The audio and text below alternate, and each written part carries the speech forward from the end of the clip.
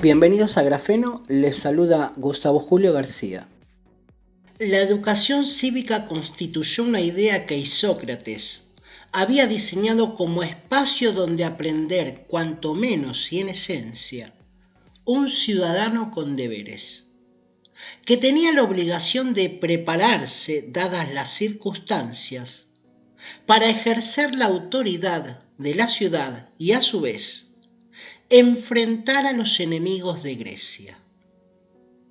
La educación estaba destinada a todo el pueblo. La premisa era: la forma de mejorar la comunidad es la educación. Los reducidos números de discentes que participan de la educación gozaban de la ventaja de la proximidad del enseñante, que permitía conocer sus capacidades, fortalezas o debilidades. Y Sócrates centró su atención en lo que veía, alzar de la postración a la ciudad y presentar el contraste entre la democracia ideal, Solón y Clístenes, y la pantomima de democracia en que vivía. Entonces propone como solución educar a los gobernantes y gobernados, recuperar el espíritu de sacrificio, la virtud, para bien de la ciudad, y dejar en un segundo plano los intereses personales.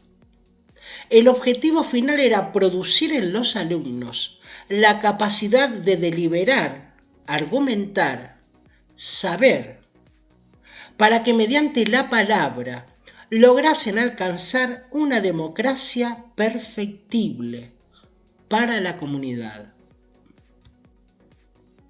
Más de 25 siglos después, la educación cívica del estado emergencial ha cambiado en forma radical.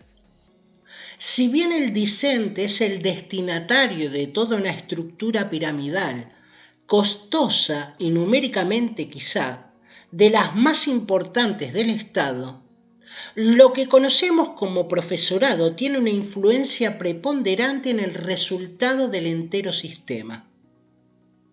La alegre, colorida y combativa capitulación docente ha rendido la educación cívica como instrumento de un experimento de ingeniería social que hace del alumno un simple robot. ¿Cuál es el motivo por el que afirmo la capitulación del docente? Simplemente porque el resultado educativo depende en una proporción mayor de sus acciones. ¿Ello exime a la burocracia que ejecuta la labor administrativa? No. La burocracia ministerial es la encargada de promover el fracaso. Por un lado, haciendo difícil la vida del docente, y por otra parte, y fundamental, preparar los contenidos destinados a provocar ignorancia en los alumnos. Pero al final, el contacto directo con el alumnado es de la que una vez fue docencia y hoy es militancia de las falacias fucsia arcoíris y sus endebles disvalores. La escuela posmoderna ejerce una influencia, un rol fundamental en la propagación, robotización, disolución del ser humano y la conversión del alumno en un desarraigado de toda forma de comunidad. Y esto es de una evidencia difícil de negar. Si las hoy nuevas generaciones son apáticas, individualistas, violentas, la pregunta que hay que responder es: ¿qué aprendió de las enseñanzas de la docencia o militancia?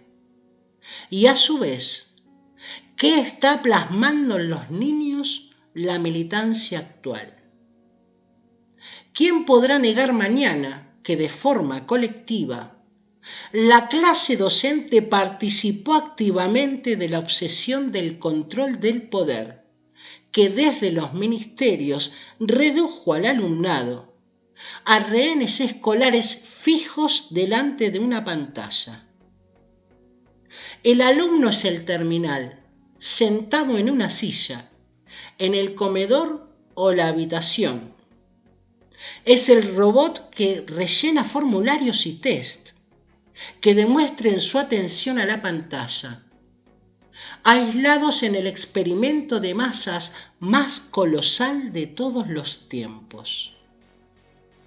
El alumno es la isla deshumanizada, desvinculada, que en la plenitud de la etapa de su desarrollo psíquico, aprendió que aquel que se sentaba a su lado es un potencial elemento de riesgo para su vida y que ese aislamiento en el hogar es una medida de seguridad, un elemento extremadamente valorado por sus padres y docentes.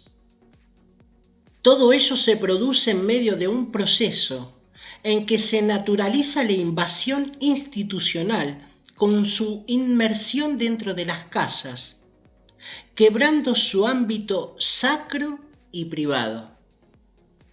Así, invadida la soberanía familiar, el alumno acaba concluyendo que, por su seguridad y por esa falsa solidaridad con sus congéneres, robotizados de idéntica forma, debe naturalizar la ruptura de la burbuja familiar, su alejamiento de sus compañeros, para que el sistema educativo estatal o privado, o cualquier institución pública, rompa el núcleo soberano por excelencia.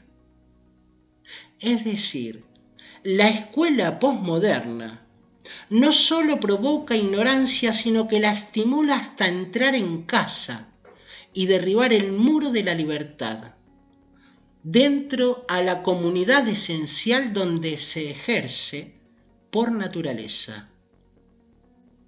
Y esto no es una casualidad. Es dentro a la escuela y los institutos donde se plasma la aptitud ética y moral de las futuras generaciones. De ahí que cuando digo que los docentes, la burocracia y el poder político postdemocrático constituyen en ese orden la esencia ejecutiva e ideológica que sirve, instrumentalizados, al proyecto de mutación antropológica del hombre a su concepción zoológica. No solo refrendo la responsabilidad del tamaño de esta barbaridad, sino la condena que merecen por participar de este engendro, teorizado en la irrealidad de teorías tomadas de los pelos por académicos fracasados. Al no comprender la realidad, se empeñan en concluir que la realidad está equivocada y por tanto, y por fuerza, ha de acomodarse a sus teorías, cuyos resultados serán igual que en los últimos 300 años, la cúspide de los naufragios. Pero hasta tanto los docentes, los burócratas progresistas, que han progresado por el sendero de la globocracia, satisfechos del capitalismo que les resolvió la vida como empleados contratados indefinidos, para cuando lo descubran, habremos tirado a la basura otras 2, 3 o 4 generaciones de seres humanos. Millones y millones de personas víctimas del experimento psicocapitalista.